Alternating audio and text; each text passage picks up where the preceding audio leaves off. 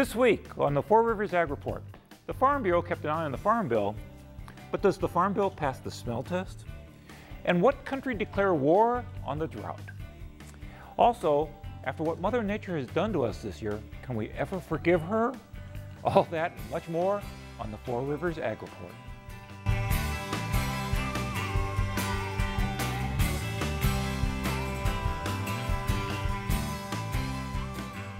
Welcome to the Four Rivers Ag Report. I'm Fred Peralta. Is there any egg left on my face? I had to remove a bunch of it this week. Remember me talking about the Farm Bill's lack of progress? At the time of this taping, we're down to 47 left. So maybe by airtime, they'll be through them all and be ready to vote. This is me not holding my breath. What a handsome fellow. What do you know? The system works. But how well? And who won and who lost? So to find out the answers to those questions, I got in touch with someone who follows the process a whole lot closer than I ever could, the Farm Bureau's Adam Nielsen. And we talked about the Farm Bill and you. Okay, with me now is Adam Nielsen. He's the National Legislative Director for the Farm Bureau. And Adam, we had an interesting ride with the Farm Bill, didn't we? We sure have, and it didn't just start this year. It started last year when agriculture offered itself up as a place for budget savings to the Super Committee, and there was a lot of work done by the four tops of the agriculture committees in the House and Senate to hammer out a farm bill that would cut about $23 billion over 10 years. And they were able to put it together, but of course the Super Committee process didn't pan out. But that did lay the groundwork for the Farm Bill this year. And you saw how quickly the Senate was able to move through and mark up its version of the bill, which cut about $23 billion out over 10 years. It took a while to decide which of the amendments they were going to consider on the floor, but they got through those and they were able to pass a bill with a bipartisan majority. And now it's in the hands of the House. So was this relatively fast as far as farm bills go? Well, it seems like we've been talking about it for a couple of years. We always in Illinois Farm Bureau get prepared a couple of years ahead of schedule to ask our members, you know, what programs do you want to see in the next Farm Bill? What's worked for you? What kind of adjustments need to be made to the current program? So we went through that process back in 2010. And so we were ready to go last year. And when the Super Committee process began, we were able to get our ideas into the mix, and they were considered, but it didn't go any farther than that, as you know. So, you know, it seems like they take a little bit longer to do than necessary, but it is a 5-year authorization. It spends a lot of money. It covers food production, nutrition, conservation, energy, the whole 9 yards. So it's pretty technical and very involved, and so it takes as long as it needs to. Now, speaking of what's in the bill now, there seem to be, as far as local farmers, it's the crop insurance versus cash payment issue that was really the sticking point or was of interest of our guys. How did that play out, and how close was it to the southern farmers getting everything they wanted? Well, not terribly close there. As you know, the idea of direct payments has fallen out of disfavor, and it fell out of disfavor quite some time ago. And I think we had resigned ourselves in Illinois Farm Bureau that direct payments were not going to be part of the 2012 Farm Bill. So we put our energies behind trying to improve crop insurance, so producers in all areas of the state will be able to use it, and I think that was a good strategy. Crop insurance has become the cornerstone of this Farm Bill.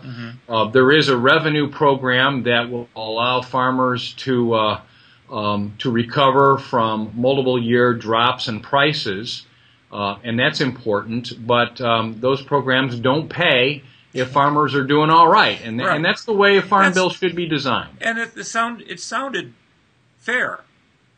Yes, I think very much so. I think we feel like, you know, things are good in agriculture today, but there's always this thought in the back of the mind of every farmer, sometimes in the front of their mind, especially as we go through a drought situation like we're going through now, that, you know, high prices beget low prices eventually, and the market will turn. And so, you know, we need a safety net below us to make sure that we can get from one year to the next. And these programs are designed to do that. Okay. What are some of the other major issues the Farm Bureau was looking at in this Farm Bill, and how did Midwestern farmers do on those counts?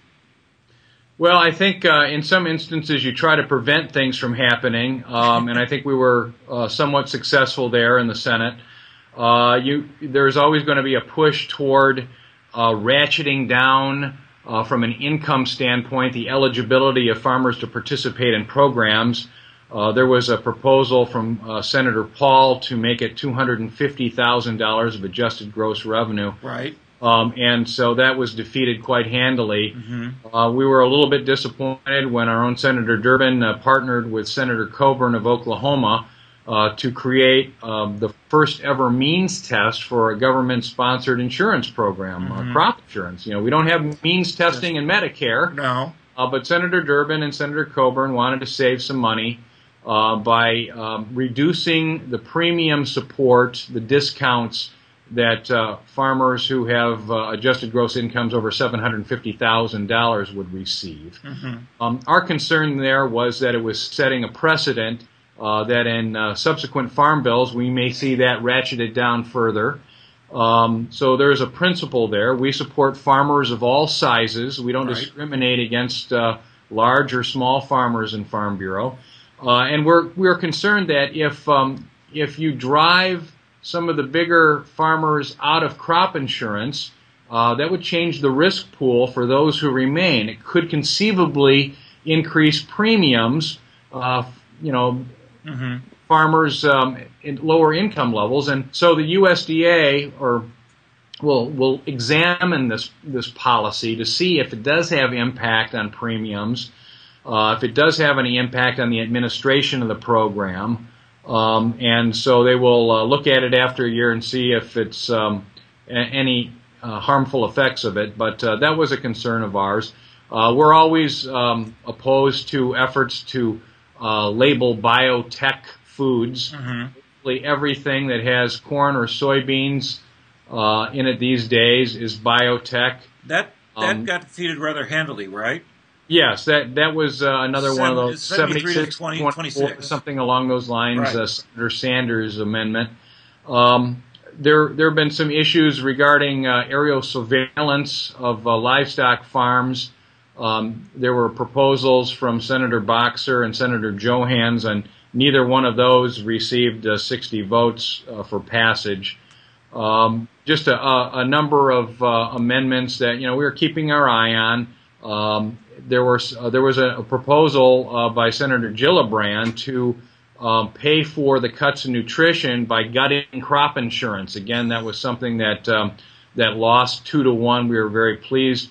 The proposed cuts in the Senate nutrition, the Farm Bill, $4.5 billion over 10 years is less than 1% of a $77 billion a year budget. Most people don't understand that the Farm Bill is mostly a food and nutrition bill. Right. 80% of all spending on the Farm Bill is for food and nutrition programs, school lunches, and SNAP program benefits, which have escalated significantly. We think there might be some administrative cuts to be had in a $77 billion a year budget. And I think you'll see in the House attempts to try to cut some more out of that, again, without impacting the benefits of people. Right. Now, a good compromise is one that everybody walks away feeling miserable from. Yeah. Is this a good compromise? Well, I think so far so good, and I hope that the House process moves along in a similar fashion. I think that there will be many, many more amendments in the House. There will be a number of new members who have never been part of a Farm Bill debate before. We've kind of got a taste for the kinds of amendments that might appear from them on recent appropriations bills. But by and large, I think the committees still have the respect of the other members and the leaders, and they'll try to probably limit the amendments in some way in House, and we'll end up with a bill that could be easily conferenced with the Senate and hopefully implemented, enacted before the Farm Bill expires here at the end of September. If not, maybe a little bit of an extension will be necessary. But I'm very optimistic that we can get this Farm Bill done in this election year in the same way that the 2008 Farm Bill was done in the last presidential election year. Well, thank you, Adam. I really do appreciate you keeping an eye on all this for us, and hope to talk to you again soon when it passes the House. Well, I hope so too. Thank you very much for the opportunity. Okay.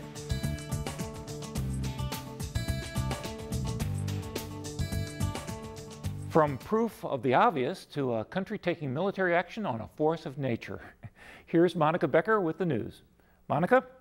Thanks, Fred. And I'm Monica Becker. The USDA's weekly crop reports sound like a broken record, and not one of those popular songs either.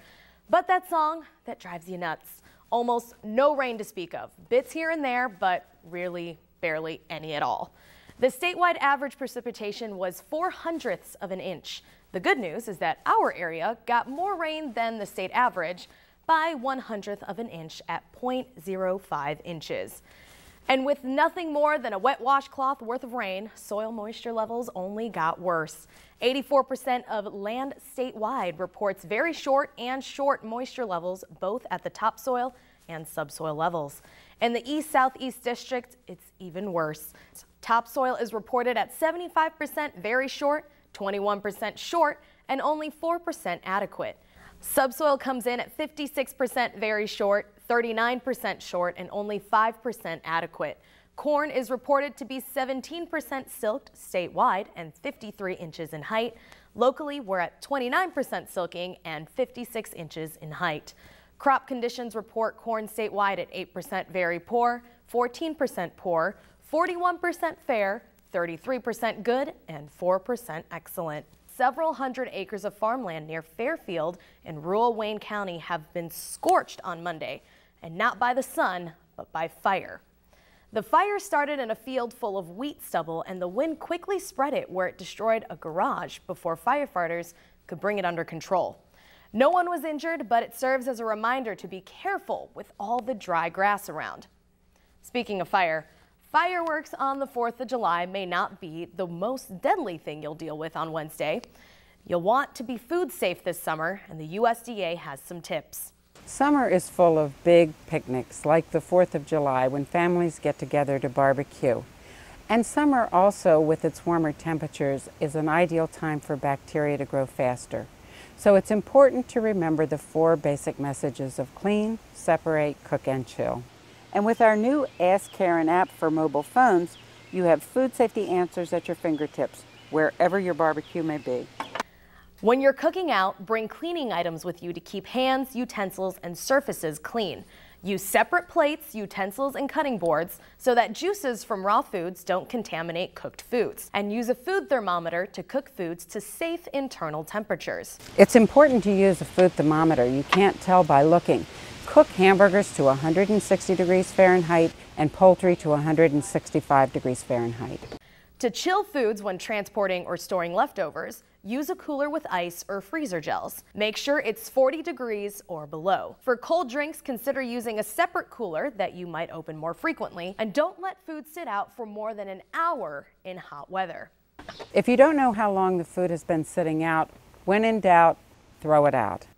If you still have questions on food safety, you can ask your question on AskKaren.gov or call 1-888-MP hotline. I will be doing my patriotic duty this upcoming week by checking out how my friends cook their hamburgers. It's a tough job, but someone has to do it. That's it for this week. I'm Monica Becker. With me now is Sherry Bertram of the Extension Service. And Sherry, you showed up today to talk about a class that you're having on what? Forgiveness. Well, I'll forgive you for not telling me the topic beforehand. Okay. But Sherry, really, why forgiveness? What, I mean, either you forgive or you forget. Well, forgiveness can be a touchy subject. And because I'm a family life educator, We teach people about relationships and good communication, and forgiveness is part of that. A lot of people believe that, forgiveness is forgetting or excusing a behavior, Yes. which a lot of times they don't agree with, which that's not what it is at It's all. hard to forgive sometimes, isn't it? It's extremely hard. There's a lot of barriers to forgiveness. Especially if they're wrong. Oh, so that's part of it right there. That's part of it is, part of the reason why people don't always forgive is they can't agree that there was either a wrongdoing or what it was or whose fault it was. Yes. So if you can't figure that out, it's kind of hard to proceed with the process. So what is the process? Well, the process basically is that you have to face what has been done. Sometimes people are so hurt that they can't move on, and so they have to face those feelings and those emotions about what has been done. They have to look at it hopefully from the other person's perspective. Oh, that's hard to do sometimes. Yes, they have to see it from the other person's point. It's not excusing that person, but just seeing where those actions came from and why. Why. And then deciding that you're going to forgive. That's a big part of it, is deciding and going through that whole process. Okay, so we're talking about basic human emotions, and they're just burn inside, and they're raw, and they're ugly, and they're hurtful, and people say things that you just wonder, why do they say those things? How can you let the calmness come over you that you need to forgive somebody? How do you get to that point? Well, like I said, it's not an overnight thing, and just saying I'm sorry doesn't do it. And that's what they say. One thing of forgiveness is not just I'm sorry, because you have to have the heartfelt behind it, and you have to have the letting go. So it is a transition, it's a process, and you have to learn to deal with those feelings, and you're not necessarily forgetting what happened. Okay, because I'd be the first to tell you that, you forgive somebody, but you don't forget because you don't want it to happen again. So you can keep it in mind, but you're not necessarily holding a grudge against somebody or prejudging, ahead of time. What is the benefit of somebody saying, okay, that person was a jerk, but I can, I'm going to forgive them and let go and move on? What is the benefit to the person? Well, and this is why we have the class. Okay. Exactly, because we are teaching them that there are benefits. And there's physical benefits. They've actually proven that your blood pressure is reduced, your heart rate is reduced, your mental functioning gets better because you're not bogged down, thinking about it and stewing over it. Then there's the psychological benefits. Anxiety decreases. If there's some depression over it, that decreases as well.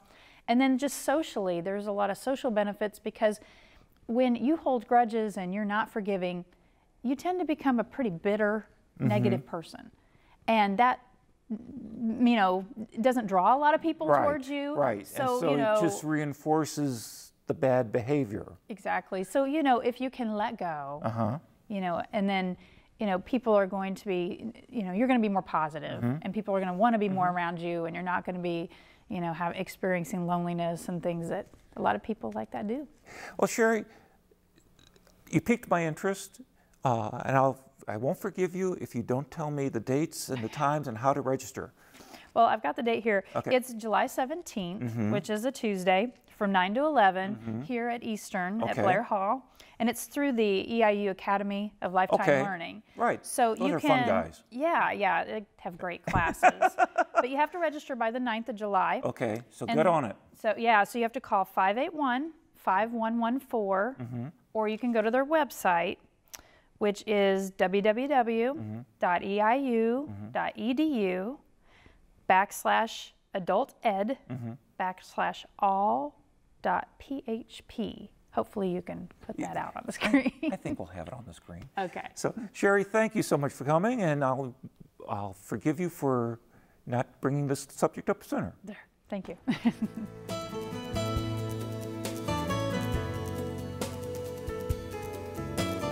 Well, the combination of economic uncertainty and disastrous weather, well, sounds familiar. This summer we started running segments from Cameron Craig's documentary Stinging Dust and Forgotten Lives about the Dust Bowl in the 20s and 30s. And while watching it, you might see some parallels that might surprise you.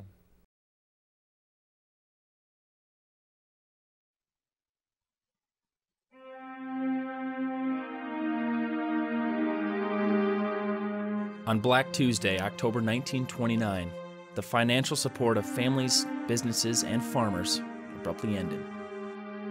All the banks closed. Wall Street crumbled. Everyone lost everything that was secured. Happy faces turned into hungry expressions. Bread and soup lines extended for blocks. The foundation that allowed farmers to obtain credit in the past turned to dust. The golden horizon of the Roaring Twenties quickly faded into a colorless future. Well, in Oklahoma in about 1930, there happened to be a depression at that time. My uncle owned a hotel in a small town of Chickasha, Oklahoma. And this hotel had a big glass front all across the front.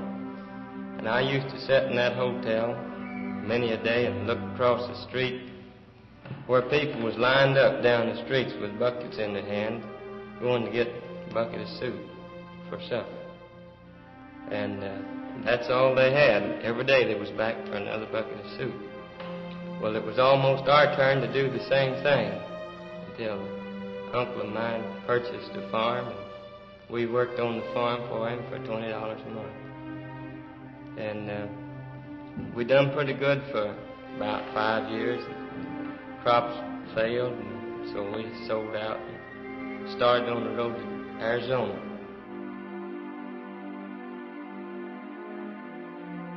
In the financial aftermath, the rains began to diminish across the plains between 1929 and 1931, doubling the hardship for all concerned. Days turned to months. Months turned to years, and the harsh sun baked the land. Farmers did their best to provide moisture for their wilting crops by tilling deeper. By the time they finished tilling a field, the sun had completely finished off the remaining moisture. Each time a machine turned the soil to increase moisture, the soil lost an important physical character. Good soil holds together as a clod. A clod has small holes and bubbles that allow water to collect and remain in the soil longer. As tractors and teams of horses drive across the soil, it becomes compacted.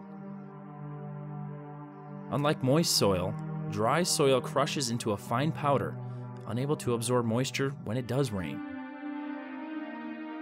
To compound problems, not only are the Great Plains known for the vast grasslands, receiving less than 20 inches of precipitation a year, and extremely high daytime temperatures, they are also well known for persistent gusty winds. Treeless fields made it easy for the winds to sweep across the landscape unrestricted, stirring up the powdered soil into threatening clouds of dust.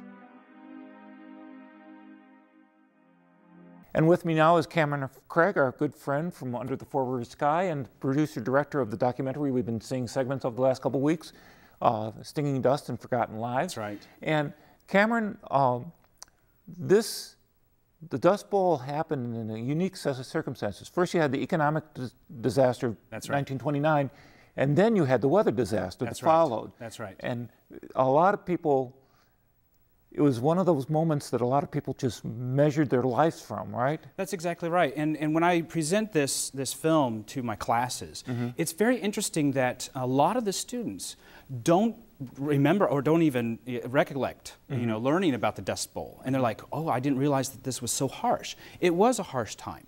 And I think that, if we're going to educate the future generations of the possibility of this happening again, we need to tell these stories that are lost. And so I think that the film does a fine job in presenting that. Now, you're doing you're updating this and localizing this project a little bit more, and you're looking for stories from people around here who lived through that time. That's right. I'm looking for anyone, those who actually witnessed it when they were small child, My grandfather grew up in Bloomington, Indiana. Right. And he tells me stories that the amber sky, the dust going through, the sun looks really eerie. And so I'm taking that and thinking, well, if Indiana experienced that, then Illinois did too. Right. And so I want to find stories, pictures, film, if anybody's got it, of that time. So I could put together a short documentary about the Dust Bowl in central Illinois. Now, believe it or not, there were color film at that time, so if somebody took pictures of the amber sky, you would like that.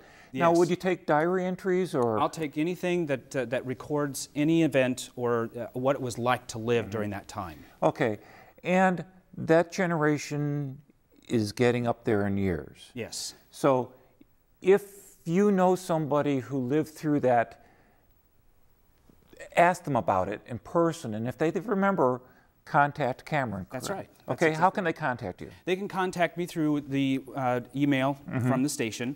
They can call the station, or they can send an email to me directly at cdcraig@eiu.edu. Okay.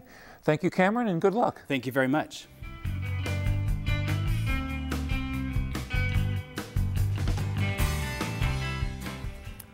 And that's it for this week. Work hard, be safe, enjoy the beautiful sunsets. Oh, and a little prayer for rain won't hurt. I'm Fred Peralta, and thanks for watching the Four Rivers Ag Report.